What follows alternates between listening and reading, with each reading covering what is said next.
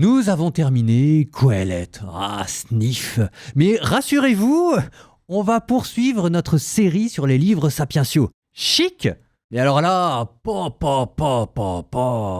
coup sur coup, il n'y a que des chefs-d'œuvre. Si vous voulez, en les lisant et en les commentant, je me suis redit ce que souvent je me dis en lisant la Bible, c'est la parole de Dieu. Et en disant ça, ça veut dire quelque chose de très précis dans ma tête. C'est-à-dire, c'est pas parce que c'est la parole de Dieu que c'est génial, c'est parce que c'est tellement génial que ça peut pas s'expliquer autrement. Ça vient pas des hommes, cette affaire. C'est la parole de Dieu. Alors, parlons maintenant du livre que je vous ai ménagé et qui va faire pour vous l'effet d'un électrochoc. Parce que c'est le livre de la sagesse et le mettre juste après Qoheleth, j'ai un peu fait exprès. L'écrit le plus tardif de l'Ancien Testament, probablement écrit une génération avant Jésus-Christ, moins 30 dans la diaspora hellénistique. Mais alors, c'est le jour et la nuit.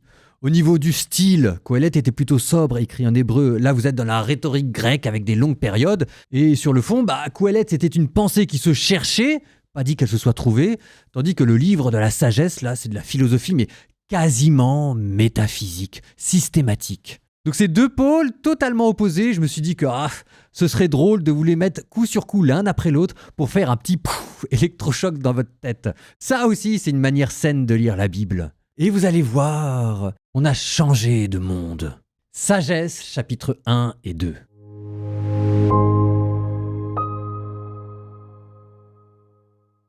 Aimez la justice, vous qui gouvernez la terre. Ayez sur le Seigneur des pensées droites. Cherchez-le avec un cœur simple, car il se laisse trouver par ceux qui ne le mettent pas à l'épreuve. Il se manifeste à ceux qui ne refusent pas de croire en lui. Les pensées tortueuses éloignent de Dieu, et sa puissance confond les insensés qui la provoquent.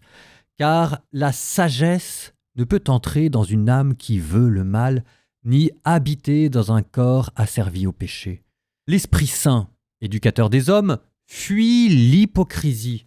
Il se détourne des projets sans intelligence. Quand survient l'injustice, il la confond. La sagesse est un esprit ami des hommes. Mais elle ne laissera pas le blasphémateur impuni pour ses paroles, car Dieu scrute les reins, avec clairvoyance il observe son cœur, il écoute les propos de sa bouche. L'Esprit du Seigneur remplit l'univers. Lui qui tient tout ensemble tous les êtres, il entend toutes les voix. C'est pourquoi nul n'est à l'abri lorsqu'il tient des propos injustes. La justice qui confond les coupables ne l'épargnera pas. Sur les intentions de l'impie, il y aura une enquête. Le bruit de ses paroles parviendra jusqu'au Seigneur qui le confondra pour ses forfaits.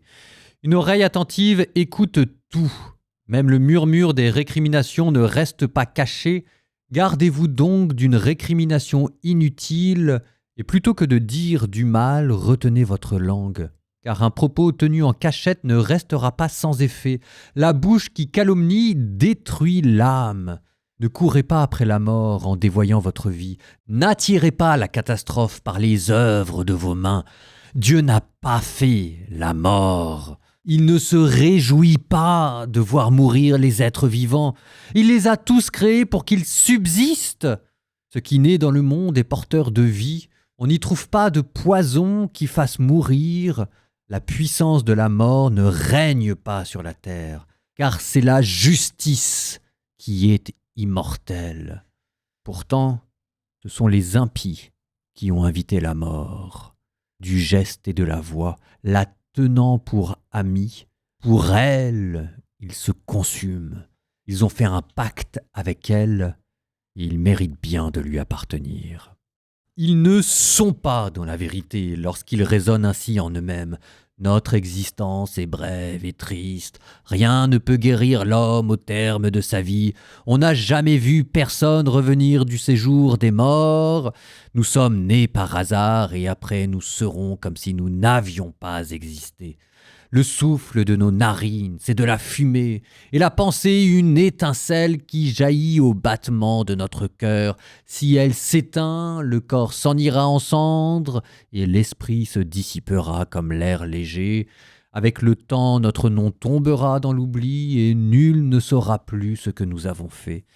Notre vie passera comme un nuage sans laisser de traces. Elle se dissipera comme la brume, chassée par les rayons du soleil, écrasée par sa chaleur. Nos jours passent comme une ombre. L'heure de notre fin ne peut être reculée. Elle est scellée et nul ne revient. Alors, allons-y, jouissons des biens qui sont là, vite, profitons des créatures tant que nous sommes jeunes, enivrons-nous de bon vin et de parfums, ne laissons pas échapper la fleur du printemps, couronnons-nous de roses en bouton avant qu'elles ne soient fanées, qu'aucun de nous ne manque à nos orgies, laissons partout des signes de réjouissance, car c'est là notre part et c'est là notre lot. Écrasons le pauvre et sa justice. Soyons sans ménagement pour la veuve et sans égard pour le vieillard aux cheveux blancs. Que notre force soit la norme de la justice, car ce qui est faible s'avère inutile. Attirons le juste dans un piège, car il nous contrarie, il s'oppose à nos entreprises. Il nous reproche de désobéir à la loi de Dieu et nous accuse d'infidélité à notre éducation. Il prétend posséder la connaissance de Dieu et se nomme lui-même enfant du Seigneur. Il est un démenti pour nos idées, et sa seule présence nous pèse, car il mène une vie en dehors du commun. Sa conduite est étrange. Il nous tient pour des gens douteux, se détourne de nos chemins comme de la boue. Il proclame heureux le sort final des justes et se vante d'avoir Dieu pour père. Voyons si ces paroles sont vraies. Regardons comment il s'en sortira. Si le juste est fils de Dieu, Dieu l'assistera et l'arrachera aux mains de ses adversaires. Soumettons-le à des outrages et à des tourments. Nous saurons ce que vaut sa douceur. Nous éprouverons sa patience. Condamnons-le à une mort infâme, puisque, dit-il, quelqu'un interviendra pour lui.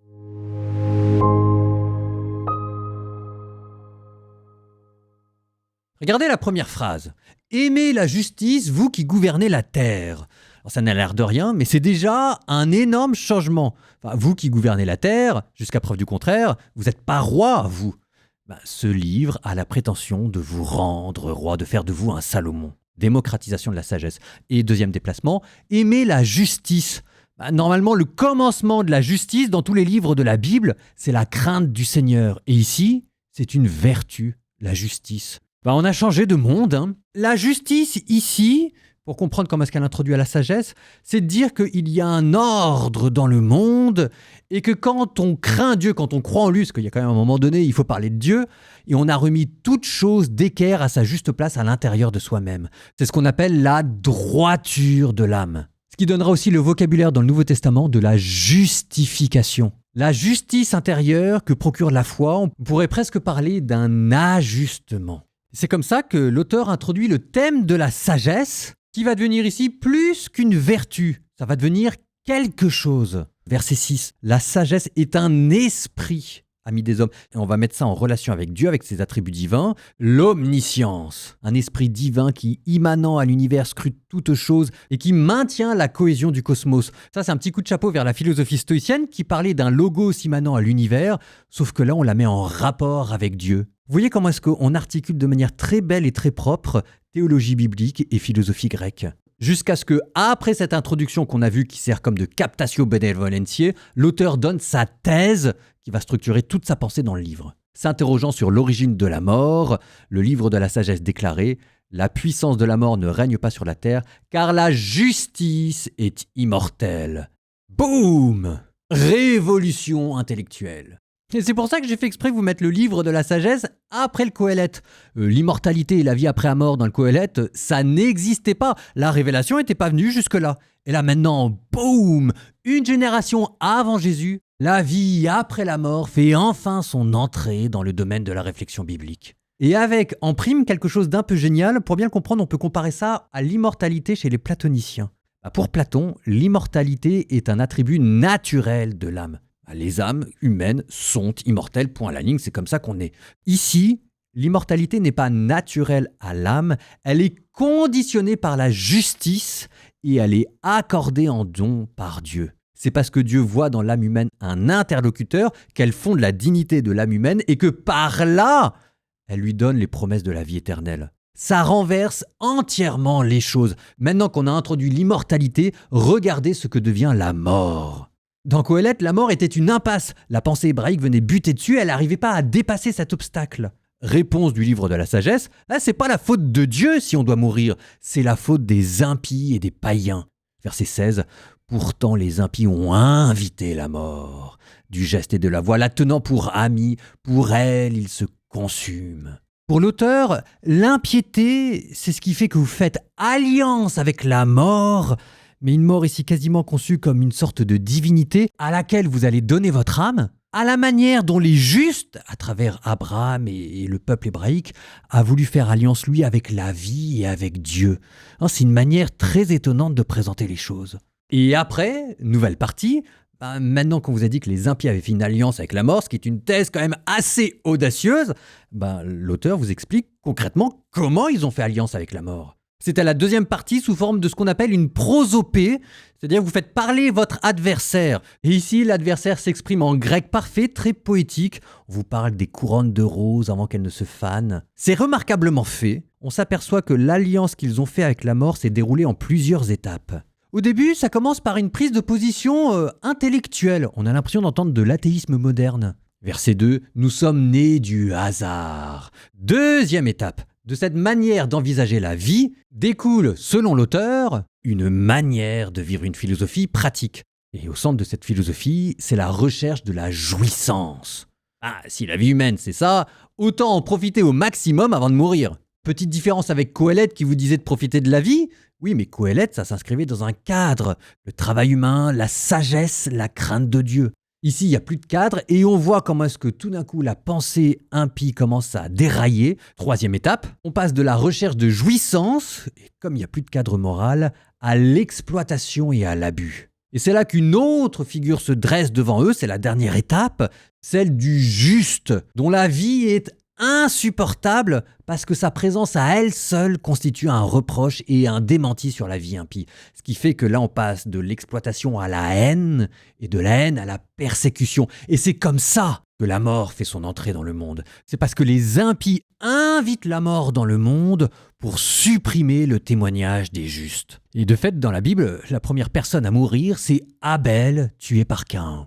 C'est extraordinaire comme manière de lire la Bible. Alors vous allez peut-être me dire, oui mais ça c'est une vision caricaturale de l'épicurisme et de la philosophie athée. Je suis d'accord, mais si vous allez jusqu'au bout de la logique des choses, c'est par là que ça vous emmène. On vous a pas cité des exemples d'impies. Ce qu'on a dénoncé, c'était une pensée morbide qui commence par l'obsession de la mort, à laquelle on n'arrive pas à donner de sens et qui vous enferme dans l'absurde, ce qui fait qu'au fur et à mesure de votre vie, cette mort finit par hanter votre âme pour la corrompre de l'intérieur et vous rendre complice d'elle à la fin. Au passage, vous avez entendu cette phrase ? Si Dieu est son ami qui le délivre, cette phrase, c'est ce que vous entendrez avec Jésus quand les pharisiens se moqueront de lui sur la croix.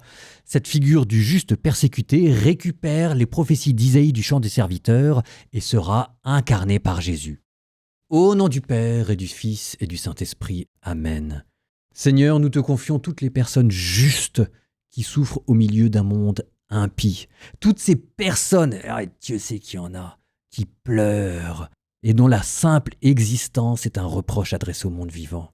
Seigneur, réconforte-les et qu'elles brillent de l'éclat de la justice, de la sagesse, de l'immortalité.